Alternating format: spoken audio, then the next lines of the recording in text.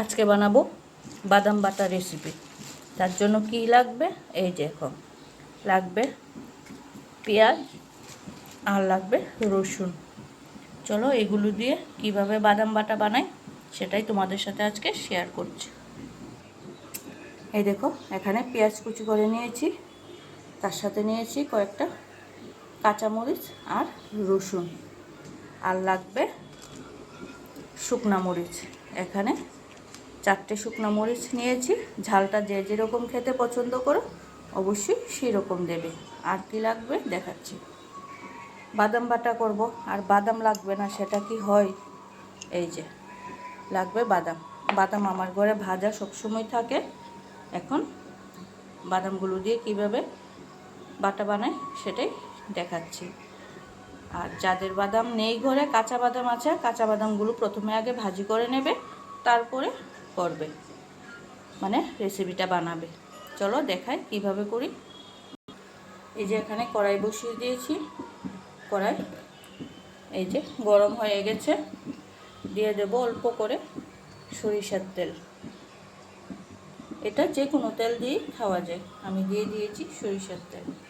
তেলটা একটু গরম হয়ে যাক। তেল আমার গরম হয়ে গেছে।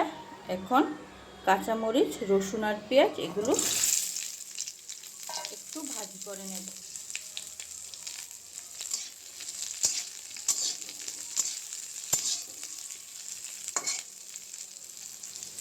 তার মধ্যে দেব একটু লবণ, আর দেব অল্প করে হলুদ গুঁড়ো।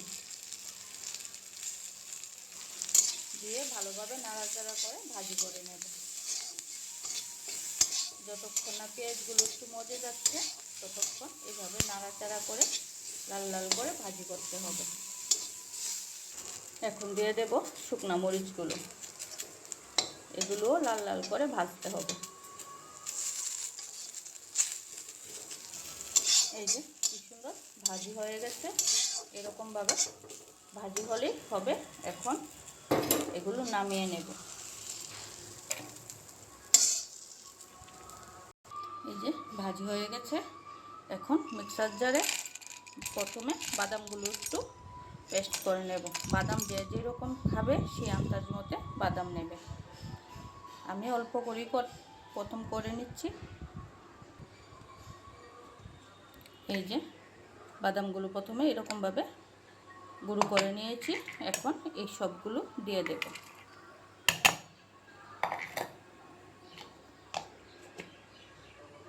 এই দেখো বাদাম বাটা হয়ে গেছে, নামিয়ে নিলাম। এখন উপর থেকে দিয়ে দেবো অল্প করে সরিষার তেল। অল্প করে দিয়েছি।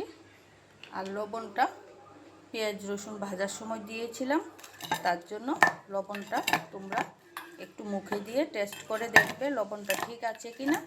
তারপর সে আন্দাজ মতে লাগলে দেবে, নয়তোবা দেবে না। দেখো কি সুন্দর আমার বাদাম বাটা হয়ে গেছে।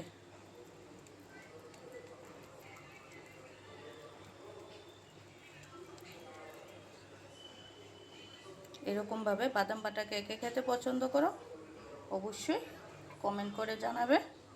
ভালো লাগলে লাইক কমেন্ট শেয়ার করে দেবে।